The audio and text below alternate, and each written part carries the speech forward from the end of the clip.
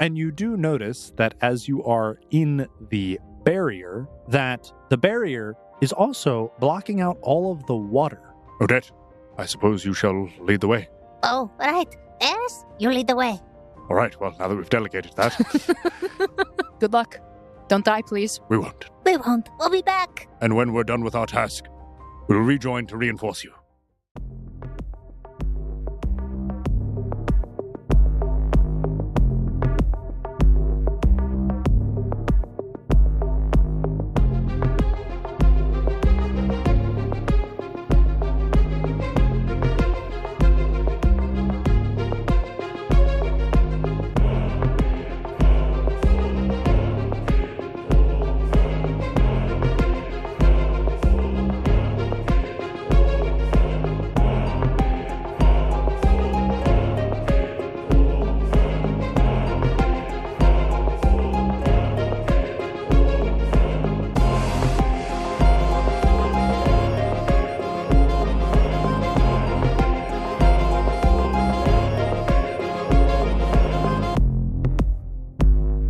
Why, hello, foundlings, and welcome back to another episode of The Odd Campaign. As always, I am Quentin, your GM, host, and grand storyteller for this episode/epilogue of these grand journeys. I thought you were going to say grandfather or Ooh, yeah, or grandmaster, like something different than that.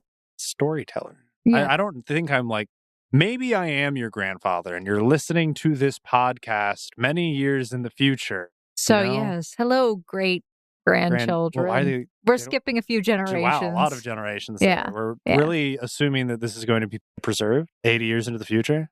So everyone knows who I am, their grandfather.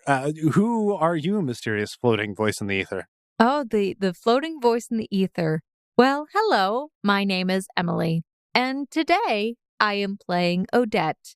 Odette is accompanied by her cute little pseudo dragon, Indiana. Hello! I don't know why. I had like a little cheek squish in there. Indiana. Yes? That's better. Okay. Yes, hello, It all Indiana. sounded the same to me. Well, you don't edit the audio, so you don't hear the little sound effects that happen that my mouth make. But what is this popping sound? How am I supposed to hear them? I don't have thumbs.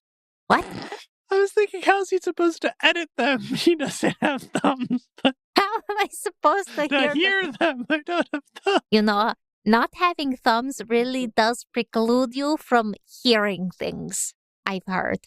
So to carry on, for today's episode, we are in fact picking up with Odette and company after they had just split off with the rest of Get Everyone Together. I still hate the name, but it works. Everyone is in fact not together. Because in order to make the plan work, the remaining players needed to divide and conquer. Odette, S, Galahan, and Selena were tasked with destroying the tower from which the barrier is emerging from. That way, the rest of the guilds could join the fray. Without their success, there will be no reinforcements. Shall they succeed? I sure hope so, but the fate of the rest of the players rely on it. But who knows what challenges lay ahead for our intrepid heroes? Find out this week on The Odd Campaign. Odette, you are in fact already inside the underwater base of Camille Le S'cimise. Having just entered through the barrier, you did notice that there was a UI notification that indicated that the player dungeon count has increased, now due to your party, from all the way up to 247 out of 250 players.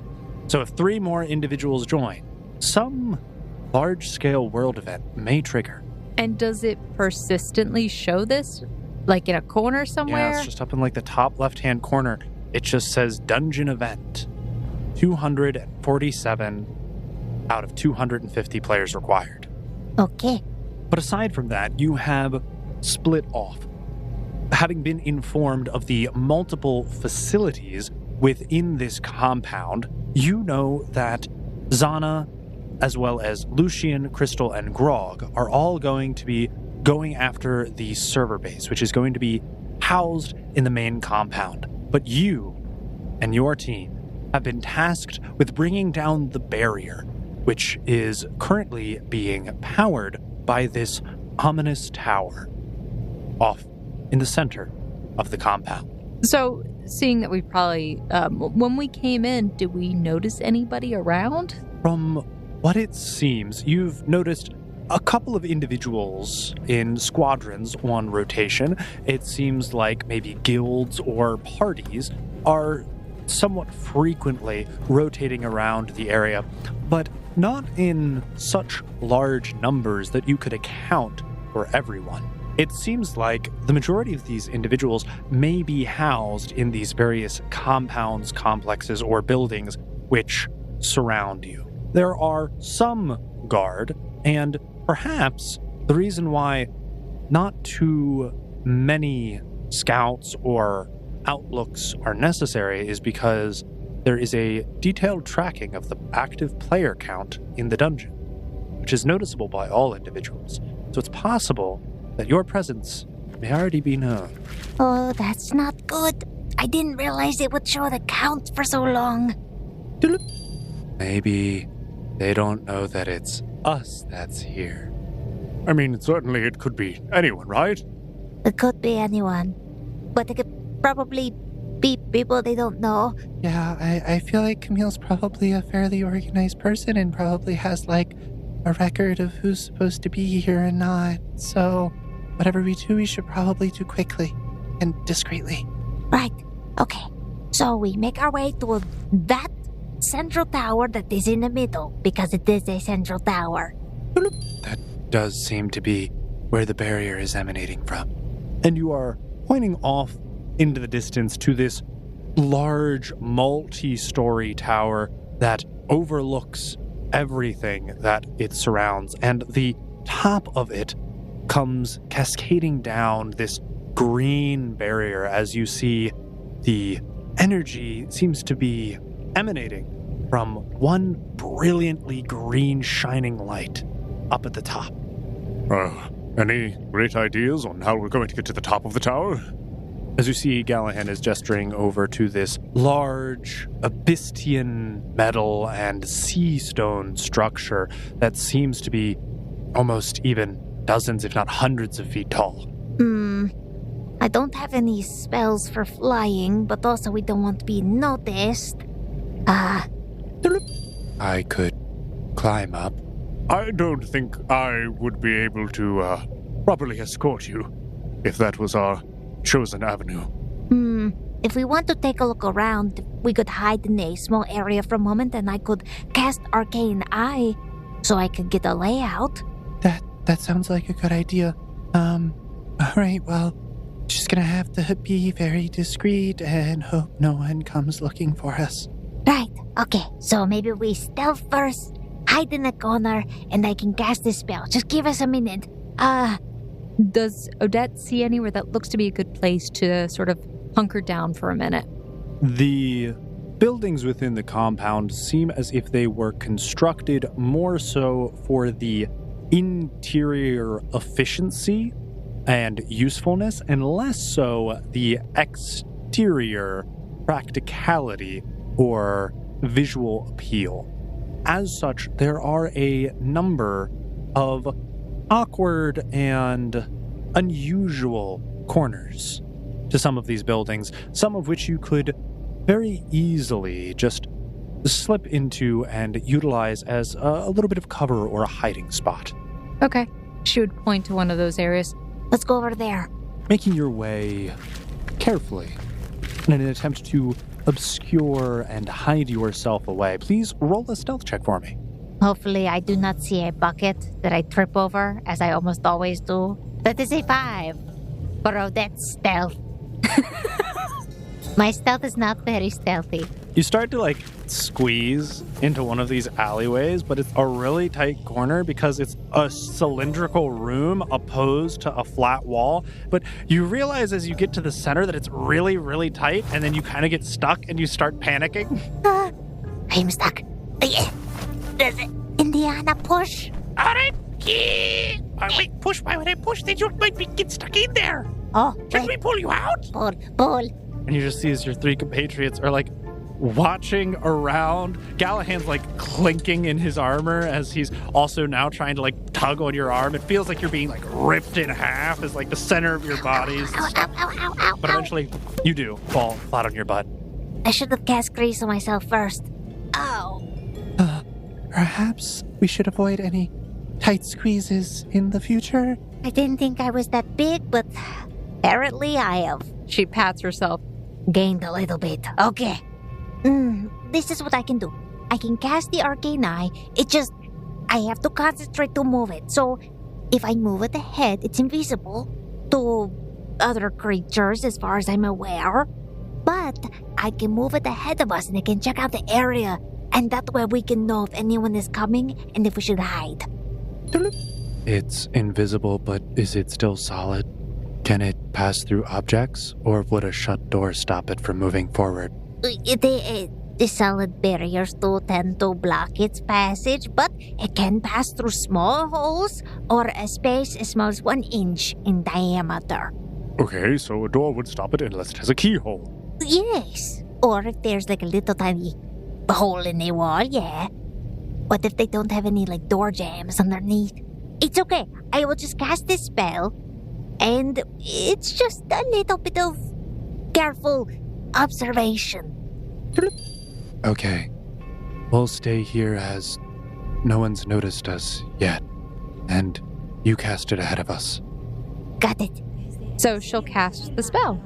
So you close your eyes as you begin to cast this spell, as otherwise you would be seeing both what you are seeing and what your eye is seeing. You need to dampen your own senses so you can use the sense of this arcane eye. She sends it out towards the tower, allowing this eye, kind of guiding it around some of the buildings, watching out for anybody that might be coming along a path.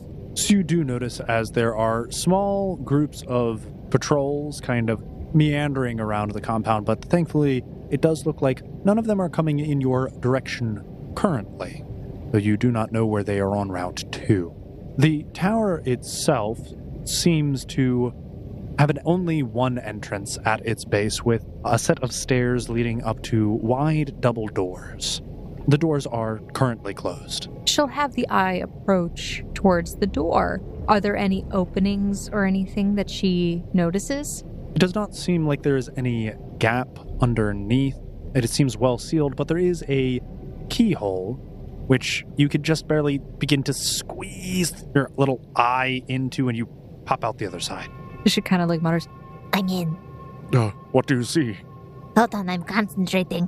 And as you peer around, you notice that it is a long spiral staircase ascending multiple stories upward, but it seems fairly vacant. Nothing for quite a while. It seems as if the interior of the structure is not necessarily to serve any purpose, but rather just as the foundation to hold the rest of the building and ascend into the sky. The sole purpose of this structure is to act as that conduit for all of the psionic energy pulsating throughout the compound. Every brick and beam solely dedicated to transmitting this signal. All right. with her eyes still closed, she kind of continues talking. It looks like there is a keyhole, which means we probably need the key to get in.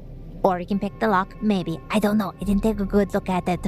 And then I think back, what did the keyhole look like? Like a regular lockpick kind of thing? It did. It looked like a regular keyhole, interestingly enough. Okay, so she'll say that. It looks like a regular keyhole. The inside is barren. Looks like stairs leading up for the most part. One other interesting thing that you did notice is it seems as if this tower is aesthetically a mixture of various different styles of architecture. The dark and turquoise sea stone seems weathered and old and ancient, and the rest of the structural style seems to be more Gothic. But then the tower seems to be reinforced structurally with these black metal beams which almost are electrified with green psionic energy. a clash of the past and the future. There's something weird about the structure inside. I don't quite understand what it means yet. Unfortunately, because I can't interact with anything, I really don't have much more information. Let me think. Is there any knowledge that I could roll to try and understand? Like, for example, I guess it would... they don't really have an architectural thing. We had knowledge history, perhaps? Yeah, sure. I would like to roll knowledge history, if you wouldn't mind. Sure. Just to see if I can understand maybe the significance of this architecture, if there is any. It's a 22 on my knowledge history. It seems as if this tower perhaps is a ruin of some ancient structure, something that was once long abandoned that has been repurposed. Some magnificent building of an ancient time that held some weight and importance due to the attention to detail, but it seems as if it was here long before its current inhabitants. It seems old. I know that Arke said it was something that Camille had rebuilt, or at least built upon, but it looks like she rebuilt part of this ancient structure that was here before. Well, how far into it have you gone? Have you looked around? I'm mostly on the first floor area still. I just am giving you the generalized area, but there's nobody in here. I didn't really see any. I saw people walking by as if they were doing a patrol before I came in, but I don't know what their pattern is. But on the inside, they haven't gone much further. Do you want me to go in further? I feel like you should. Okay. You hear a doodle, but as you're currently looking through your arcane eye, you can't check your messages. Yes, you're going to have to hold on a second. One second, okay? Doodle. He says that it's strange that no one's there if it's so important. She opens her eyes. Well, yes, it's strange, obviously, that there's nobody in there. That's why I mentioned it. Okay. All right. I'm going in. Deeper. Much, much deeper. She starts concentrating again and focuses on having the eye move inward. And you said, I'm sorry if I misinterpreted, was it stairs that were in there? It's a spiral staircase that seems to ascend, and there's a large diameter of the tower, which doesn't really seem to maintain any contents, just structural supports that are interspersed throughout in order to solidify the foundation of the tower. The eye can travel in any direction as long as the spell lasts. Yep. So she'll just have it go into the center and start ascending.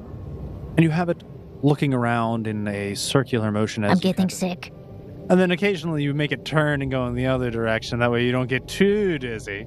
But eventually you do notice as the stairs continue upward, but you are potentially about to reach a new floor. As the ceiling closes in upon your eye, you have to kind of tuck and follow the curvature of the stairs as you notice it does enter into a new room. Okay. I'm on a different floor now. Oh, my stomach.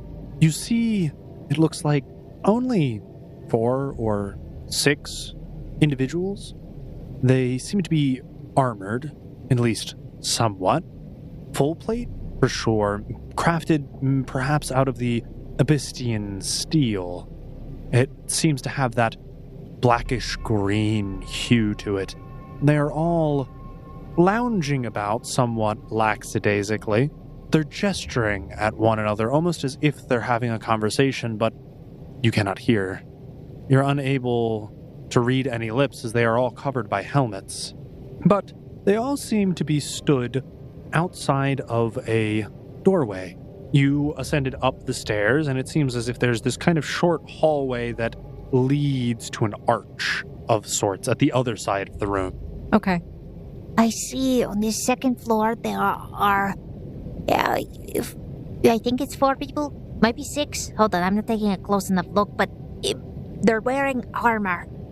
The Abysstian armor, so I guess they're, does that mean they're immune to psionic? It is very confusing what this means. Okay, beyond that. She'll have the eye move forward into the room towards the door.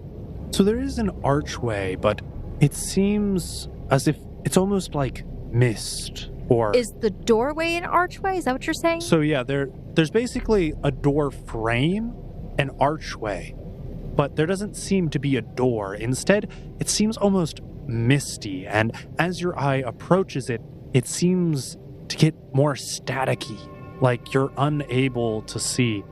And it almost feels as if you're coming up against a barrier, and you're unable to proceed any further.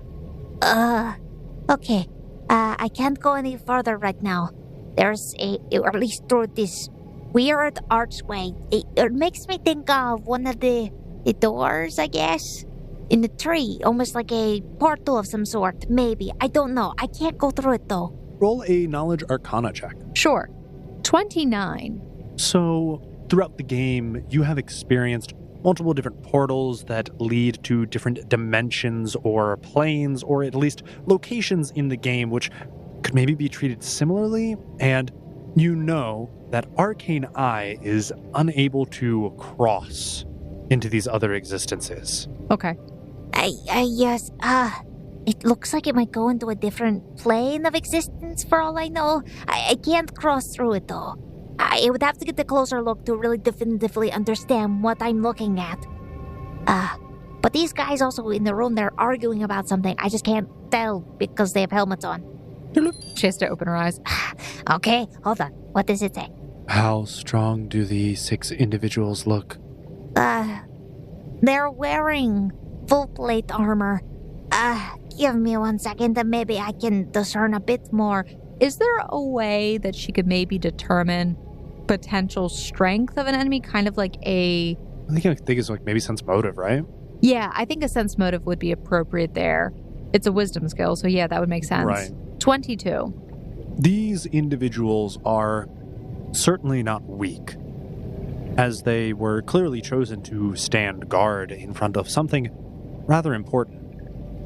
However, they are certainly not as experienced as you and your comrades, as you know for certain that not many individuals ended up making it past the 10th or 15th floor. So, certainly not weak pushovers, but not stronger than you. You could overcome them. I don't think they're going to be a higher level than us, at least. They might put up a good fight, though. If we catch them by surprise, we may be able to even the odds. Well, in order to do that, we have to ascend a multitude of stairs to get there, and then walk into the room that they are basically just lounging in. It seems like they're not paying much attention. Like, they're not really worried about being attacked. So we have that to our advantage. Most individuals will get very easily bored of doing mundane tasks, so if they are regular people just standing guard, who knows how long they've been there and have experienced no threat. So, from their observation, they perceive no threat, so they may be more off guard. Very true. But also, if they are people, we need to be careful to perhaps just incapacitate them. We will have to do what we can, but unfortunately in this type of world, if they try to kill us, I can't agree that we don't kill them back. It really depends on how severe it is. We will do our best to not kill, but I cannot guarantee it. Because unfortunately, most of the magic spells I have do not allow you to do non-lethal damage. Well, then perhaps we just be more selective with our spell choice. This one, the fireball, will stay holstered at my side until it becomes necessary to explode things. Outside of the podcast. One thing that you would have learned upon entering into the compound is that the barrier doesn't stop people from crossing in, and it only stops people from crossing out if the dungeon event is triggered. So you can actually walk through it and it's semi-permeable. However, it does prevent water from coming into the base. It is basically like a dome which is holding back all of the water of the sea above. So something else that you do know is that if you destroy this barrier, literal tons of water will come crashing down, destroying almost any structure underneath, and also inefficacy killing almost anyone, if not on impact, by drowning them. Was everyone made aware of this? Everyone in your group would have been, at least to some degree, aware of this and had decided to go along with the plan still. The structures within the compound seem as if they are potentially sturdy enough to withstand the initial force and are also airtight, so anyone within the compound would be safe. So some of the members of your party would probably have agreed to warn individuals that they should probably get inside. Oh, that makes it complicated. Well, again, there could be... Just remember, Selena, as we talked about, there could be casualties of us bringing down the barrier, so we will warn people when we can, but like I said, we might not be able to save everybody. I mean, I understand that people are desperate and they have chosen sides, but I like to believe if presented with the truth and the option to live, people will choose life. No one, at least, can imagine that most people in this situation want to die. That's true. Thankfully, if we bring down the barrier, then people can still teleport out. Not that they can't right now, so they do have that option. If we could encourage some of the individuals to perhaps surrender or defect and help us, then they can be more prepared. We might have to beat it out of them, worst case scenario. But they'll... Surrender at the feet, yes. And it will be great, and we can heal them afterwards. Yes. All right, well, I see no other path forward than in front of us. The tower, then. Right. So you proceed to the base of the stairs of the double doors, and you notice that S is pulling out some thieves' tools as he makes his way over to the door, and he starts to insert his metal thieves' tools into the door, and it zaps him with psionic energy, and the tools are just expulsed outward. I think we need the key. You didn't warn us that there was magic on the door. I can't tell there's magic on the door unless I'm here. So now I'm here. Hold on. Detect magic. There is a warding spell on the door, specifically, which does prevent it from being opened without the authorized and appropriate key, though the warding spell is not so strong that it could not be overcome with a substantial dispel magic. Well, unless we have dispelled magic, we are not getting through that door until we find the key. Isn't that something that you would have? I do not have dispel magic, no. Now, I could maybe charm one of the people unless they are immune to being affected by mind-affecting spells, and maybe convince them to give us a key. I do know that, who was it? The old guild leader Snow had dispel magic. Actually, something that I have prepared myself. Wonderful. Can you try and cast it on the door? I shall see what I can do. And you see as Galahan walks up to the door, his hand covering the handle and also the key opening, you see as a burst of brilliant and almost warm white light begins emanating, and you see as if there are green cracks forming until eventually the spell shatters. I think you should be good now, S. Thank you for the warning. He goes in and picks the lock, and you do hear the very satisfying Was that sash you just gave me, S? Never after you. He opens the door and gestures for you to go inside. Detect magic. You sense that there is nothing magical immediately within the vicinity, aside from the overwhelming psionic presence, which is almost nauseating whenever you cast the spell, as it overwhelms all of your senses and almost blocks out and obscures anything else that could be present. I feel like she tries to hide the effect on her every time she casts it as well. I would say roll a will save. Okay. 20 on my will save. The overwhelming presence and force emanating from all around you, but specifically above, it feels almost as if a strong presence is then being channeled through the walls, emanating from the floors above, but then down through the walls all around you. But you feel as the circlet you are wearing does help bolster your mental fortitude when you are attempting to concentrate. Ugh, this place gives me the heebie-jeebies.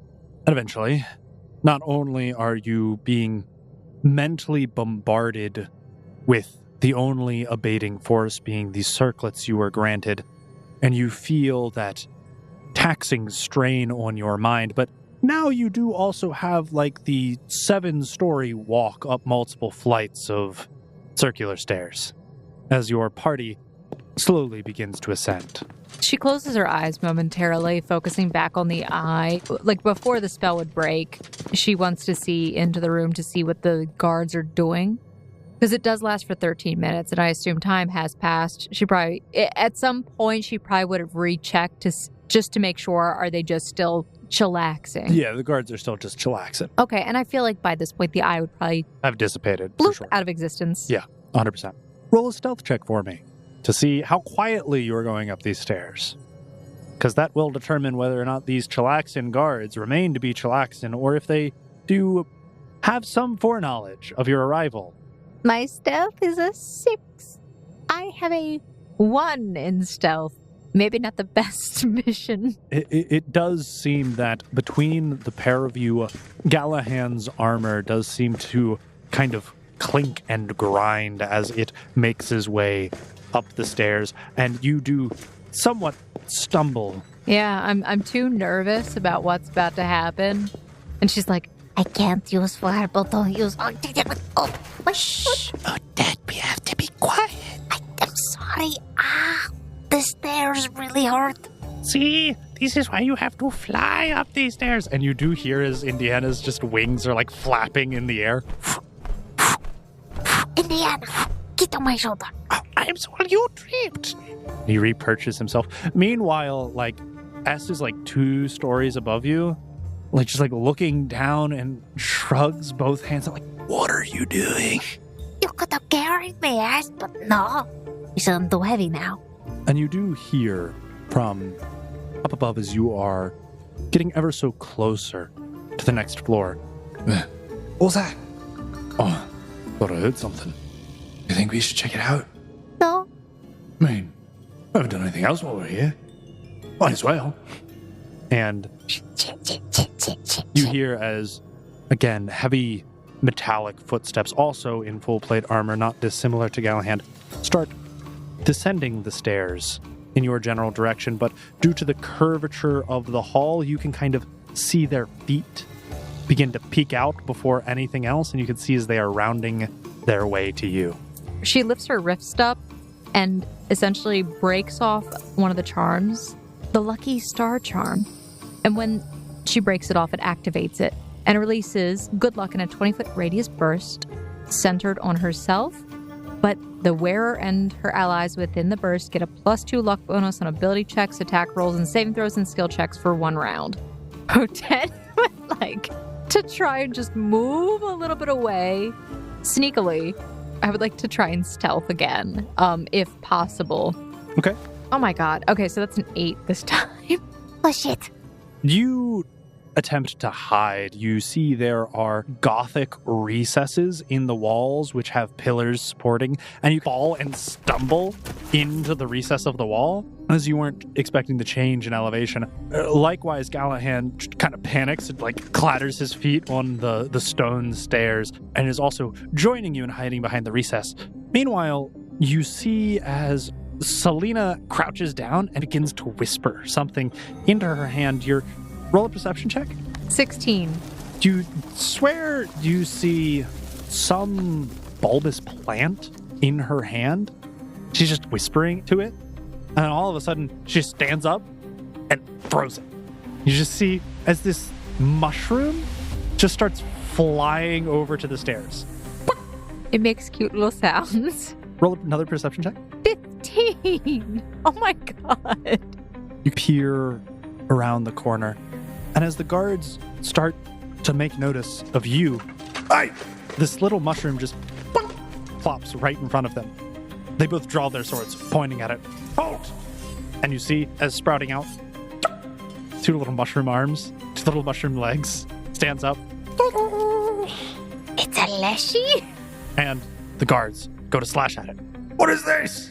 But as they do, it just starts bursting out with large, puffy, cloud-like spores. And you see as the guards start to stagger and wave, and they look like they're getting ready to collapse.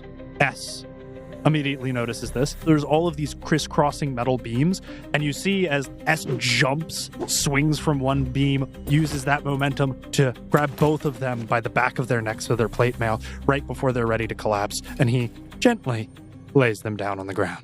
Odette gives a thumbs up from where she is. You see as S wipes the sweat off of his brow. I'm really glad that worked. I wasn't sure if that one was going to put them to sleep or make them start vomiting. How long is it going to last for? I don't know. In theory, I mean, he's still shooting out spores, so anyone who is going to be in that area is going to be asleep. Oh, so You just we see can't... shh, and it looks like he's just like concentrating really hard as this little tiny mushroom still just exuding spores in like a 10-foot radius burst. Okay. All right. Odette just starts walking back up the stairs through the cloud of spores. She's an elf. Yeah, you can't be put to sleep by effects. Meanwhile, you just see Galahan and Selena just cover their mouths and don't breathe anything in as they walk through the spores as well. It smells like Starburst? I was going to say shiitake. It smells sweet to me. Maybe it's the race thing. As you come to the top of the stairwell, the base of the next floor, you do see as there are 4 soldiers, all with swords drawn. So much for our element of surprise. Oh, dear. Hello, gentlemen. This is the way to the bathroom. You must be one of the traitors. A traitor? Yeah, Camille told us. What are you talking about? What does traitor mean in this circumstance? What am I traitoring? Well, we're with Camille and you're not with Camille. How do you know that? Why'd you knock out Frederick and George? I didn't knock them out. I did that. Well, she didn't knock them out either. Oh, yeah. Technically, Guy did that. So, this is a very nice place you have here. What is going on exactly? Hello?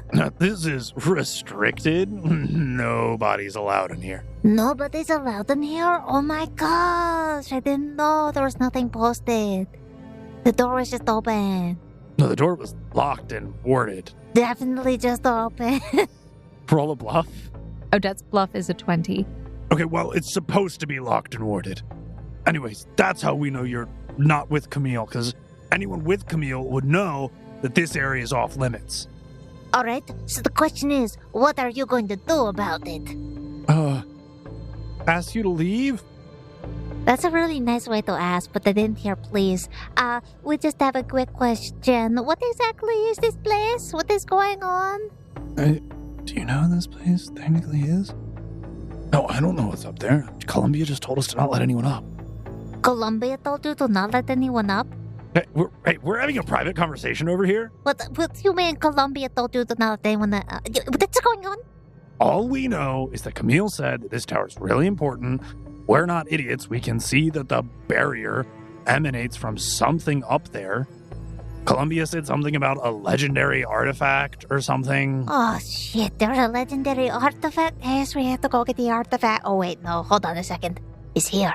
Okay, so here's the deal. You are all going to either surrender or die. They both kind of just look at each other and then look at the 2 behind them. Look at the 4 of you. I mean, Oh, also, I was told to let you know that the barrier is going to collapse at some point, and everyone is going to drown, so you might want to leave as soon as possible.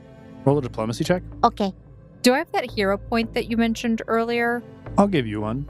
You'll start with one, and there's an additional one you can earn. Okay, I'd like to use it now. Okay, so you wish to automatically succeed on your diplomacy check on these individuals. Sure. Shit, maybe they know something that we don't, and so the barrier's gonna probably get out of here. Yes, but if we do that, then we're abandoning our post, and either Camille or Columbia is going to kill us. Yeah, but if we don't, we're going to die anyways with the barrier. So how soon is this barrier going to collapse? Oh, in the next 10 minutes. Well, then you all should get to safety too. No. We will be okay. You should get to safety first. I'm out of here. And two of them, one guy looks at the other, nods. Both of them just blink out. The other two just stare at each other. Shit, they left. Okay. And they just point their swords at you, but then start walking around you, slowly towards the exit of the base of the go get stairs. your buddies. They're down there. Hey, George and Frederick? They're sleeping. They will drown in their sleep. It would be peaceful but terrible. Okay, we'll get them. What's with the smoke cloud? Oh, that's just Guy. Don't walk through it. No. Hold your breath. Yes. Okay, well, I'm letting Columbia know you're coming for her. Oh, could you not? It's a surprise party for her. Why would I do that? I'm already leaving. Yeah, but you don't have to let her know I'm coming. Wait, do you even know who I The am? other guy just walks up to him and puts his hand on his shoulder. If you tell her that they're coming, that means that we failed, and that means she's more likely to kill us. So just pretend you're dead. Don't tell her they're coming. We might live until they kill her, and then we don't die. You know, these are the most reasonable people I have ever heard. I told you, most people really don't want to die. All right, fine. Thank you for the warning. And the two guys just kind of jog off down the stairs and hold their breath as they slowly drag their friends out of the spore cloud. And then you see Guy just kind of shrinks back down from his enlarged size, and the spore cloud slowly goes away, and he slowly makes his way up the stairs and then hops back into Selena's bag.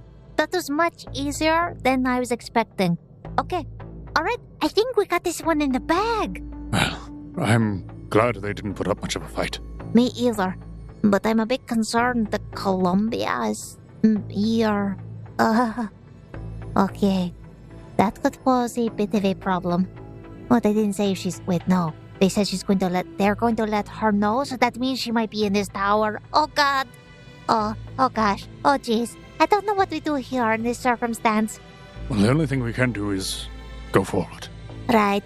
To the archway over there. Can I have Odette take a look at the archway to see, just to get more information, is this a door is it teleporter thingy or? Sure. Okay, Knowledge Arcana, I assume? Yeah. 20. You can sense very strong conjuration magic emanating from this archway. Certainly it is something which transports you or takes you somewhere, potentially within the tower, potentially somewhere else. And that's the only other thing in this room. No other stairs, right? There were chairs and tables littered around where the guards could sit, and it looks like they left some cards on the table. There's a chest which seems to have some food, rations, supplies, various things loitered around to make it more comfortable for actual people to pass the time here, but nothing else in this small room. It's only about 15, 20 feet long. So it seems as if you're going from one end of the tower, the full diameter to the other side of the tower, and this archway kind of ends where the wall of the tower would end. Okay, so the only way forward is that doorway, which is going to take us somewhere. I have no idea where it goes to, though. See, as Galahan draws out his sword. Well, I guess we should be prepared for anything then. Yes, I should probably cast mage armor on myself before we go anywhere else. 1 second. She's going to cast mage armor on herself. Selena, do you need it? No, I already cast it on myself. I forgot. Honestly, I wasn't even thinking about it, but I cast it on myself. Yeah, so she does that. And you see as S pulls out his Kusarigama, and it seems to be Galahan in the front with you and Selena in the middle, and S surveying everything behind and around at all angles. As you make your way, and you notice Galahan steps through the portal first and disappears from right in front of you. Okie dokie. Selena, you want to go next? Or do you want me to go? Can we go at the same time? Okay, sure. Let's go. She kind of grabs you by the hand, and you both step through the portal. Moments later, S materializes behind you, and you are in another long corridor with large pillars. The ceiling's about 20 feet tall, the pillars about 5 feet thick, and they're spaced out about every 15 feet, so that there are 3 wide sections between here and the other side of the room where you see another archway, not dissimilar to the one that you just walked through. So it's just another hallway? Yeah, it's just another hallway. A little bit larger than the last one you came through. Seems about 15 or 20 feet wide, and it goes on for about 45 feet, around about the same length as the last one, but wider and taller. Odette tries to open her menu to see like if there's been a change in elevation, like on the floors or whatnot. Still on the same floor. Okay. And you still also see the player count up in the top corner, but you do notice that it went down by 6. Good boys, they left. All right. Okay, another door. Who knows where it goes to? And as you start walking, you see the door that you came from behind you and the door you're trying to go to in front of you. You start walking towards the door. And you're walking. You've passed 9 rows of pillars by now. Okay, something is wrong. The hallway is stretching. We're doing something wrong. Hold on. Something is wrong here.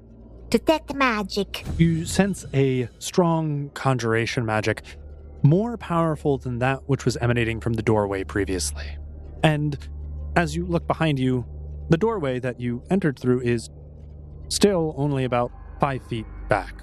Though you know you've been walking for like at least a minute. Can I make a spellcraft check to maybe see if I can determine what spell it is that is occurring here? It's actually illusion magic that is in place here.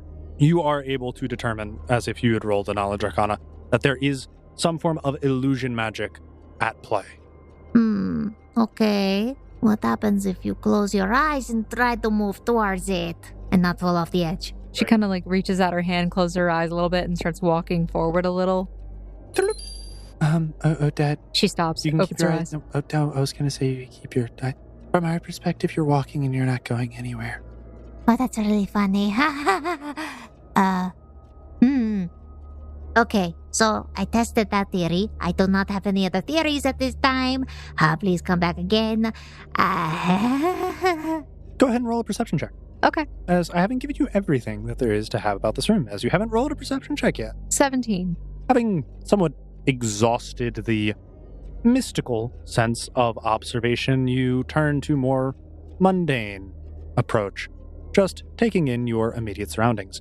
It is a long hallway, it seems, with multiple pillars and there being multiple recesses in the walls. The first recess, as you walk through and you know that you're not going to get anywhere, but you're going to take in to see if there are any noticeable differences. As you walk, you notice that there is an empty recess. And then the next recess, there's a statue, looks like a gargoyle, just kind of sat there, staring straight ahead. There's another one on the opposite side of the room, so it's 2 gargoyles staring at one another. After that, there's another empty recess. And after that, there's 2 gargoyles staring at one another. And it seems like this pattern repeats an infinitum. Empty recess, gargoyles. Empty recess, gargoyles. She walks into one of the empty recesses. Seems like it's a fairly sizable 5x5 empty kind of alcove where a statue could be, but isn't. She kind of looks back and forth. All right, do not judge me. Let's check for a glitch. She tries to walk through the wall. Bonk. Ow! Okay, there is in fact a wall here. She'll go over to the recess with the gargoyles. Do they look like they articulate in some way? Like they could move, like pieces of them that could move, or maybe even the base of the statue? Looks like it's made out of solid stone. It does look like the gargoyle itself may not be joined to the base of the pedestal that it's on, but other than that, they look very solid. Galahan, could you maybe lift this gargoyle? This gargoyle? I suppose. To what end, Odette? Move it, I guess. Put it in the other recess. I don't know. Maybe change it up. Made out of solid stone, Odette. Have you tried lifting it? I know I can't. I suppose I have not. You see as Galahan kind of walks over and then like tries to size it up because it's like really large and cumbersome. Absolutely massive. And then as Galahan goes to put his arms around the creature, you just see as very suddenly one of the arms raises and grabs Galahan by the throat. Oh, shit. As it is a living gargoyle. Wings outstretch from it. and its terrifying maw opens wide. Maybe we shouldn't have tried to pick it up. And you see its eyes glow and roar to life. Okay, so it doesn't matter if I kill this, right? We're not going to be offended? I don't think that's a player. So go ahead. Galahan's gonna get hit by a gargoyle, but then you are free to make your move. Either we picked the one gargoyle that is a living gargoyle and the other one isn't, or they're both living. So it's currently Galahan, then you, then like Selena, and then S in the array of like who's closest to the gargoyle. And currently Galahan is grappled by a gargoyle with its giant stone hand wrapped around his neck. I cast grease on Galahan. Okay, what's the saving throw for that? Isn't it like reflex to drop the item? Yeah. Which Galahan is currently considered, I suppose. Components. Butter. Don't worry, Galahan, I got this. Pulls out a stick of butter. I got this. Ha! The DC is 15. You see as Galahan becomes coated in Butter. butter. And the gargoyle, reacting to this, just squeezes tighter around his neck to make sure that he does not slip through his grasp. And you see as Galahan kind of gets choked a little bit more. It should have helped. It should drop you. What is going on? That is very clumsy. Okay. I have cast grease. I was hoping it would get out of it really quickly, but it is made of stone, so fire magic might not work very well. Oh, that's not good. If they're made of stone, I don't think I can spore that either. So I would like to have Odette 5-foot step back.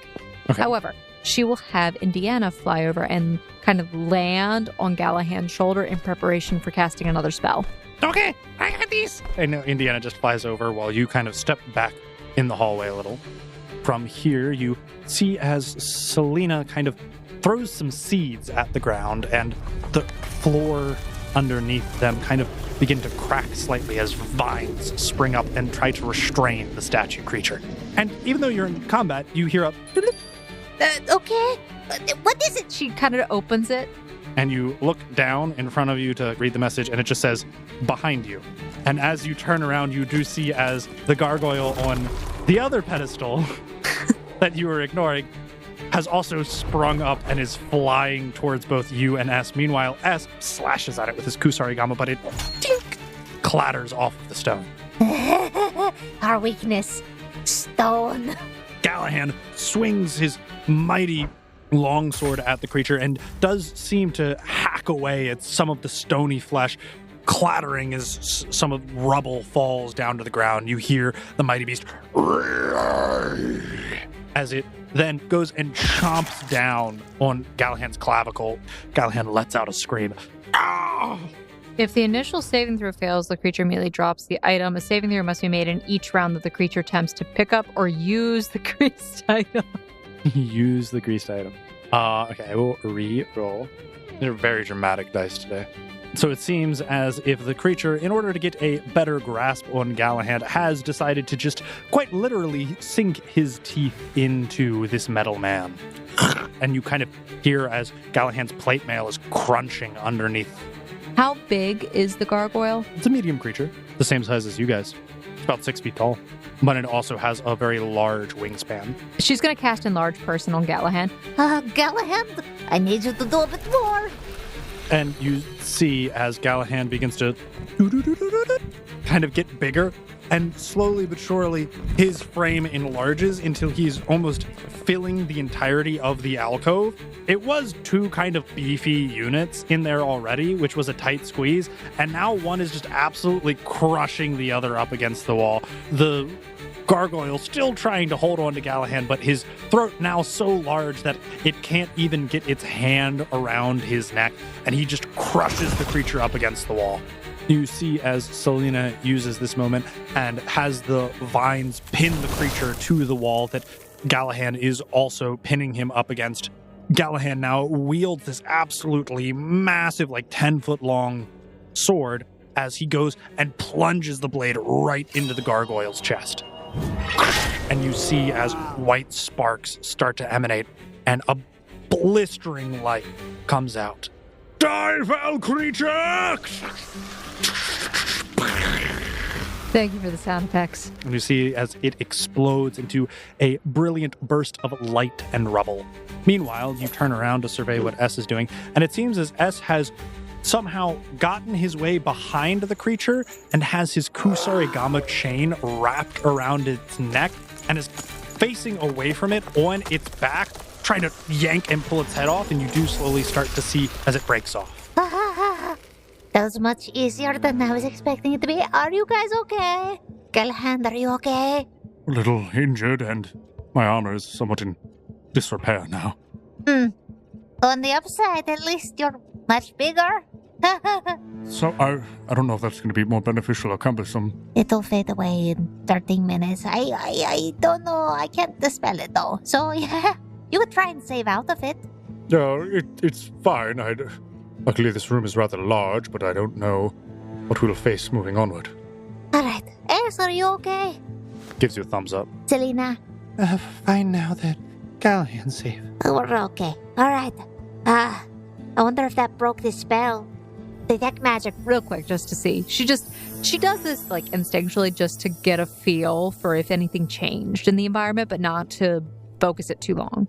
You feel the overwhelming psionic presence still in the room, The and then usual. you do sense the 2 instances of conjuration magic at either end of the hallway where the archways are, but no more illusion magic. It seems as if perhaps the gargoyles were what was kind of keeping you in this loop. All right. I think we're good now. We should be able to cross through. And you make your way to the other end of the hall. Galahan, after you. You kind of are the size barrier right now. And you see as he passes through a hall. All right. Let's go, Selena. Come along, yes. S kind of kicks the gargoyle head as he leaves the room and starts walking on, following after you. And you all dematerialize and rematerialize on the other side of this portal. It feels like something's trying to whittle away at my spell list. You no longer find yourself in the stereotypical Gothic architecture. You almost feel a reprieve, as if the psionic presence has been diminished here. You may even no longer be in the tower. You find yourself in a gray-scaled landscape. You can, from every angle you look, see the horizon. There seems to be almost withered gray-scale trees and somewhat tall, like 3-inch grass everywhere. There's just the archway that you entered through. What is this place? I'm not sure, but doesn't seem to be much here. This weird? She tries to pull up the menu real quick to see has there been a change in like floor elevation or area? The player count is no longer there, but you do not see an associated floor number. It just says floor and a blank space, as if maybe you're in some side of pocket dimension, subplane, but wherever you are, it's not where you were. This is weird. I don't like it. It feels blank, empty. Almost like what they call it, the inside room, the back room. Selena kind of crouches down by one of the nearby trees and runs her hand through the grass, then kind of leans up to one of the trees and wraps her hand across it. No. None of this feels real. It's like a memory of grass, not like you're feeling the real thing. It's essence of grass. A world that once saw what grass was like. It's strange. We're not. It doesn't look like we're in the barrier anymore. Or there's no player count again. Or not again, but now. Well, all of the other locations had a gate, some archway that we would go through. So there must be one here too, unless we go back through. Galahan steps back through, and a moment later, There's nothing on the other side, just where we came from. Okay, And thankfully, the gargoyles are not back there. that would have been bad. All right. Do we have to wander through this very barren landscape now? there has to be some sort of puzzle. just like the previous one. Right. Okay, does anyone have some rope on them? Oh, I do. I always come prepared. Maybe we tie part of the rope to one end of the archway, or maybe somebody who stays behind that. I don't know. Somewhere to secure it. And we kind of... I don't know what's going to happen when we walk away. If we get moved somewhere, just to be on the safe side. Well, I only have 50 feet of rope. That means we can move 50 feet out. It's just to be safe. But then also if we tie it around our waists... We won't get separated. Well, no, I'm also thinking that we'll have less rope. Well, we don't Right, tie because we're going to be tying it Well, we don't tie around it the around- diameter of ourselves. We don't tie it around each of us. We just... I could maybe try and make rope. I could try and grow something here, but not even sure if this earth is real. And you see as Selena just kind of has like a handful of dirt, and it's crumbling in between her hands, but then it kind of vanishes before it even hits the ground. I don't know if we can stay here very long. Something about this place feels very icky. And all you can see is above you, it's kind of like a hazy sky. It's not quite cloudy, but it's also definitely not clear. Again, everything's black and white in a grayscale, but there definitely is what could be described as the sun, a perfect sphere moving overhead. It seems to be moving rather quickly, That's weird. and it kind of dips behind the horizon. Okay. The sun is set in 5 seconds. It's fine. It's not like there's going to be anything like a zombie that pops out of the ground. Indiana, fly up and see what you can see. Okay. He gets to a good couple 100 feet up in the air until you see him spiral back down. I don't like it. What's wrong? Well, when I fly high enough up, I can see the edge of the horizon. The edge of the horizon? It's so like when you fly up, you know how you get higher and higher and higher, but there's still a horizon out there. Once I get high enough, it's like you guys are just standing on a big circle. We're standing on a circle? Yes, Is it round or flat? rounded, but I So can see the edges. You can see the edges of a sphere? Yes. And she's talking out loud because nobody else can understand, Indiana. What do you mean he sees the edges of a sphere? He says he can see the end of this world. Whatever this is. I mean, translating. It's like you're on a small orb. We're on a small orb. And I guess if that is the sun, that's why it's set so quickly. Maybe we chase the sun. And as you say that, a couple of minutes have passed because he had to fly up and then all the way back down. You do see the sun is rising over the horizon. Okay. Galahan, when did you pass through the doorway? What do you mean? You passed through it when the sun was up or down. I wasn't paying attention. The sun was up. It was about midday, I guess. Then I came back. Then it did set rather quickly. Okay. So, I have a thought. What if we chase the sun and then we go around the other way into the doorway? That way? On the backside of it. And maybe it depends on the direction the sun is facing. I don't know. So you all begin to kind of walk around the circle, following the sun. You follow the sun through full rotation, walking west to east, all the way around this small little planet. It seems to take you roughly 20 minutes if you're keeping the sun above you, maybe like 24. But eventually you do reach the gate again. You're parallel with it. Okay, I don't know what this means, but there's the gate again. So, we could try and go through it? If you would like. So, let's see if it did anything. You want me to go first, or does it matter? I don't think it matters. I can peek my head through. If I don't come back, I'm probably dead. I'll be right back. And you just find yourself back in the hallway Damn where the it. gargoyles are. Okay. She goes back through. Most notably, when you enter, you notice that the sun is in the same position it was when you left, almost as if no time passed while you were gone. I was gone for maybe a second, but the sun did not move. I mean, you basically left and came back almost instantly. I wouldn't imagine it would move much. Well, I can't. Hold on, I'll be back. I will be back in 3 minutes. I wait the 3 minutes. I come back. Why are you back so soon? I did not come back soon. It has been 3 minutes. No, you came back instantly. No, this world, it does not, time does not move here. Oh, it certainly does. The sun is, well, I mean, very little, because you came back instantly. The sun No, is I not didn't come back instantly. It's been 3 minutes. Yes, you do it. They'll believe you. I waited for 5 minutes. And you do notice that as soon as he goes through the door, he almost immediately comes back. That was fast, S. He shakes his head no. See, it's paused. Something is going on in this place. Time is a factor here. I don't know what it means, though.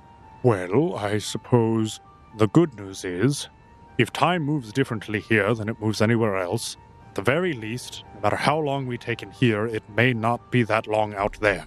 Right. We can take our time and analyze the situation. Okay. We What- may have to thoroughly explore the area. There may be something else, something more going on here. Well, we know the message system works in here. We could split up and search for clues. It doesn't seem dangerous. Very well. Okay. And everyone kind of begins walking off in their own direction. Pick your cardinal directions, everybody. Which cardinal direction do you go in? I want to go north-south. Okay. So you and S both pick north-south, and in about 10 minutes, you meet back up. Oh, hi. It's nice to see you. He waves. But you do see at the exact polar opposite, if you will, of the gate, there seems to be a pedestal with an orb on it. Odette looks at us. I think we should call them here. Hey guys, we found something. Odette immediately gets to looking at this. She's kind of excited. I assume it emits an aura of some sort, like when she uses detect magic, something seems to happen. I could be very wrong. You It could just be a light bulb. no longer feel the psionic presence that was in the tower, but you are surrounded by illusion, and this orb emanates conjuration. As if almost everything in this world is fake, but this orb is meant to manipulate or create something. Or she would wait for them to get there, essentially. It takes them a little bit of time, but no more than like 5-10 minutes. Okay. All right. She walks over to the orb. Putting her hand on it, can I attempt to use magic device? Sure. 18. You feel as the globe is kind of held up by 4 prongs, but it seems as if the orb is free moving. It's not exactly fixated. Yeah. It'll move freely, and you kind of spin it a little in one direction. And you notice that the sun moves a little faster as you move it in a direction. She spins a little faster. And the sun in the sky moves at an incredible speed around you. She stops. And as you stop the orb, the sun immediately stops as well and doesn't move. This has something to do with time, and I don't like it. I probably should not have spun it really quickly. I got excited. Roll a fortitude save. Oh, 24. Even though the days are shorter here, and the full rotation of the sun takes about 20 minutes, and you've only been around for, before you started spinning the orb, about 3 rotations of the sun, you do realize now that all of a sudden you are very tired, almost exhausted, as if you've experienced a full day's time worth of rotation. And you do kind of see as everyone else is kind of like yawning around you. She turns it the other way. You feel as unwinding the passage of time does not seem to affect your physical bodies, but moving it forward did. I got nothing. I don't know what this is doing. All I understand is time is actually passing, and it is affecting us. Am I aging? Roll a perception check. I will roll a perception check. 8. You seem as young and youthful as you've ever been. And let me clarify, by the way. So when you spun the orb forward, not only did the sun seem to move really fast, but like the sway of the grass and the creaking of the trees also seemed to almost like vibrate very quickly. And when you spun it backwards, you also noticed that they moved, but in the opposite direction. Yeah. So it seems as if the orb is definitely affecting the world around you, but you as people to a lesser degree. Okay. I'd say somebody go check the gate at this point, but I don't know what it's gonna do.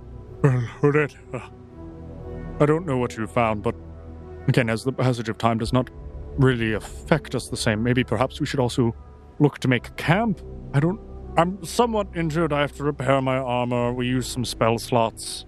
If time is truly not passing, perhaps this would be a decent enough place to take a respite. Not perhaps a long rest, but at least a short one. Sure, that's fine. I guess I will do the first watch. I'm not feeling super tired, just a little fatigued. Do you wish to stay by the orb or the gate? Perhaps the gate, just in case we need to leave quickly? I would say the gate. Oh, very well. So you all make your way over to the gate. Roll a perception check. I'll roll a perception check. 14! Everyone's making camp, but you are getting ready to kind of take first watch. And as you're surveying the area, something you didn't notice previously is that there does seem to be some form of iconography or literature, a script, if you will. Maybe not in a language you understand, but one you could decipher that seems to be around the gate. Okay. While everyone else is resting, she'll look at it. Go ahead, roll a linguistics check for me. 25. It's a very good linguistics check. The sun rises and sets a handful of times. While you are deciphering this language, it seems familiar, but not identical to languages you have learned before. There are certain dissimilarities that obscure it and take you some time to piece together, but eventually you see a riddle. It's obviously not instructions, but certainly words. I define today and predict tomorrow. I cannot be changed, but am ever distorted. I cannot be gone to, but I can be revisited. I cannot be made, but I can be remade. The past? You kind of say that out loud as everyone's setting up camp, kind of sitting around a campfire. What about it? There's a riddle on the door. I think it might be talking about the past and might be related to the orb. Okay, well then, what do you think the two have to do with one another? No idea. It says the following. I define today and predict tomorrow. The past, right? I cannot be changed and never distorted the past because nobody can remember the past. I cannot be gone to, but I can be revisited because you can remember the past. And I cannot be made, but I can be remade. You can do things with the past and whatnot. Like, you know how people take pictures as kids and then they do it again as adults? Yeah, our family did that. So it's like the past. So, do I have to rewind it? Wait a minute, do we just have to go back through the door? All of the doors? I don't know. We haven't tried that per se, but... Well, let me check on the other side. I don't ever remember looking to see if there was a riddle there either. I just kind of went through it. Hold on. Do I see anything? Not in the gargoyle hallway. Okay. And I'll even say that you step through the door on the other side of the gargoyle hallway and you're back in the same area that you informed the 6 men to leave from. She'll come back. All right. No, it's not on either door. So this is unique to this place? At this point, you deciphering the riddle did take a decent amount of time. Many different cycles of the sun have Different passed. cycles of the sun have passed. And you are somewhat beginning to feel tired. And likewise, Selena and Galahan are kind of stretching out, resting. She'll look at it. I'm not quite a big fan of the past. Hopefully, we can solve this quickly. Okay. That's an interesting thing to bring up, S. Are you okay? I mean, we might have to rewind time here. I don't know how it's going to affect us, but... Does rewinding time in here affect anywhere else? I don't think rewinding anything in here affects anything outside of this place. That's unfortunate. Why do you ask? No reason. She kind of puts her hands on her hips. I might be tired, S, but I can tell when you're lying. There is always a reason, and there are reasons you ask questions, and you don't ask many of them. I'd just rather not talk about it. Well, I mean, you certainly have your reasons to not want to talk about things, but keeping them in is not going to help you in the long run. Regardless, S. Well, Okay, fine. How would you answer this question then? Since I don't really know exactly why, but you seem so gung-ho about going after Camille Le S'cimise. Why is that? They're the same reason. She kind of just looks at him and blinks, nodding, as if she's waiting for more explanation. And you just hear an audible sigh. A lot of finger movements and typing. That's a very long message, yes.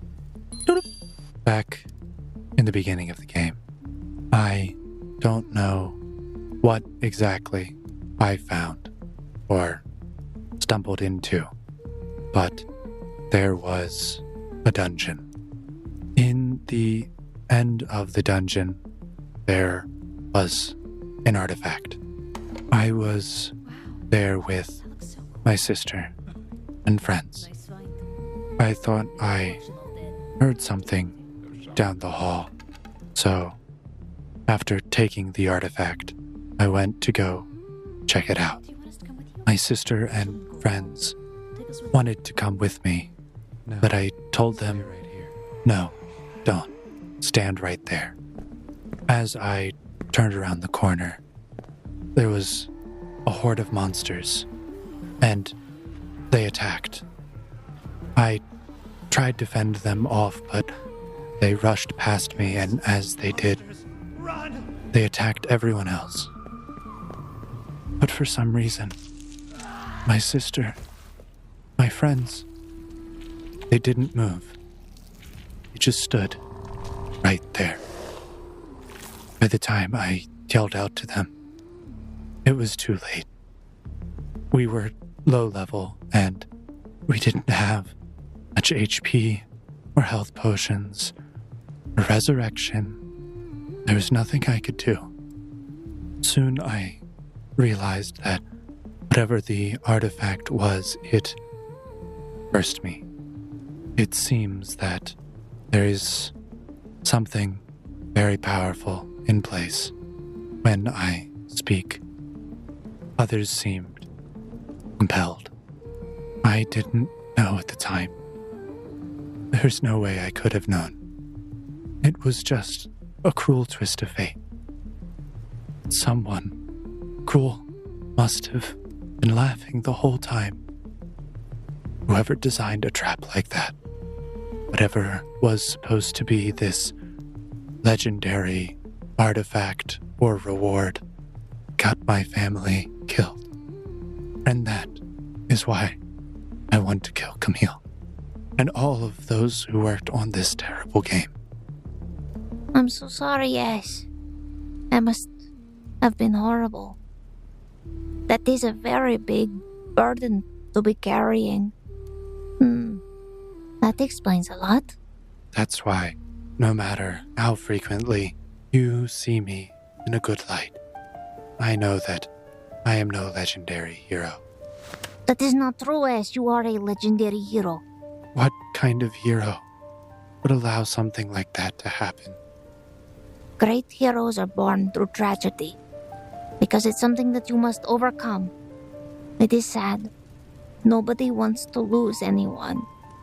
The truth is, if you could have taken their place, I'm sure you would have.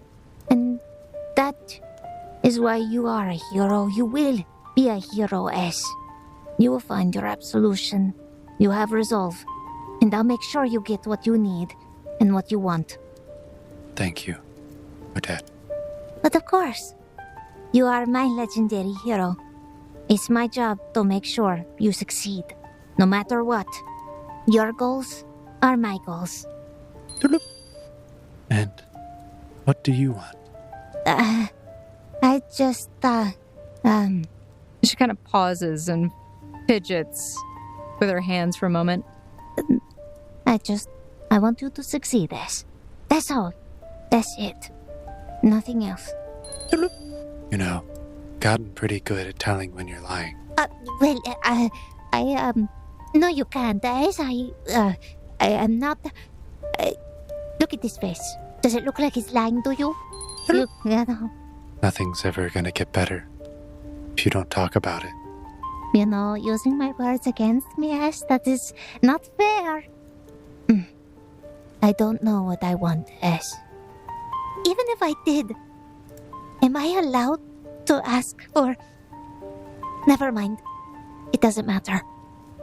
Like I said, if you could take someone's place and save their life, you would. I wish I could do that, but I can't. So I'm here. I'm just looking for something, but I don't know what yet. So I guess like they're sitting down by the campfire or something. Yeah. Selena's asleep, but it seems like Galahan was actually sitting up and kind of listening in on the conversation. Oh, that's really awkward. I mean, he can't hear S's part because it's all messages. But actually, something somewhat noticeable is that, and it was actually very jarring, and it didn't even necessarily mentally process until now. You know when you're like reading subtitles in a show, but then all of a sudden someone like speaks, your mind doesn't process that there weren't subtitles there, and you just translate it into words in your brain anyways? Yeah. It's kind of like what just happened, because when S said, "Thank you," you didn't get a message. It was his actual voice. Wait a minute. Wait a second. That's weird. You're reading back through the messages and you don't see that thank you, but you definitely know it was said. She looks at him with this big smile on her face. I suppose you won't do that again, will you? I didn't think so. We're going to have more conversations later, S. You know, when we get out of this game, we're going to be talking an awful lot. I would like that. Me too. Galahan kind of chimes in at this point. He looks over and sees Selena soundly sleeping and turns over to the pair of you. You see he's somewhat misty-eyed. Even in this pale grayscale landscape, you can even see that he's a little flush. I certainly understand the desire to take one's place, if you could. Odette, it seems as if you're looking for a reason to keep on living. It seems as if we are not necessarily companions of coincidence, but companions of fate. Perhaps individuals of circumstances such as ours are naturally drawn to one another. Maybe you're right that hard times make good people, and that is why we found each other in the company of one another. But what I will tell you, Odette, is no matter how much you wish you could take the place of another, you still must carry on and cherish them, always. I'll roll a will save for Odette. Oh, it's private! Oh, it was a 24. Oh, it's a pretty good will save. Odette's face is just neutral, like she shuts down emotionally. And even there are no tears that come, but the smile that she always has on her face fades. And she kind of she sits in silence and stares directly ahead at the fire, not even looking at S or Galahan. This whole time, you've been using the game as a form of escapism to immerse yourself in wonderful adventures in order to forget reality. But given your current circumstances and companions, uncomfortable realities come back to the forefront of your mind, and you find yourself just sat there in front of the not even warm fire. Just flickers in front of you. And I think that is where we're going to end this week's episode of The Odd Campaign. Thank you, Foundlings, for listening to this week's episode of The Odd Campaign. I hope that you had some tears running down your face, and if this happened at work, I do apologize. Yeah, we always say don't operate heavy equipment while listening to our podcast, mostly because if you're laughing, you could cause damage, but that's beside the point.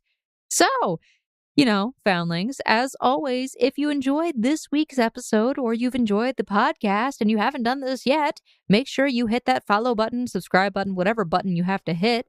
And also, if you want to, come and support us in many different ways, you can do so by being like our patrons, Jason Lillis and Stephen Howland, who have been supporting this podcast for a little while now. We are so grateful to have them. And if you want to support the podcast financially, you can do so by going to our Patreon. That link is in the description below. But of course, there are many other ways to support us. Tell a friend about us. Get your grandma to listen, the one that is a secret nerd, yeah. Or you can join us in our Discord. Come and hang out with us. Chat, talk, play games. I don't know, do weird stuff. Somebody else can tell you exactly what they do, But also, at this point, we want to give a big thank you and shout out to our big music creators, the ambiance producers, and all of those other people, Michael Gelfi of Michael Gelfi Studios, Monument Studios, as well as the various artists and ambiances that we get from Epidemic Sounds and Artlist.com. All of those links are in the description below. So consider supporting those artists, guys, and we hope you'll stick around for the next installment of the Odd Campaign, which should be like next week, but that's just the way it goes. Hopefully everything works out because there's more coming and it's intense, and I hope you're ready. Bye!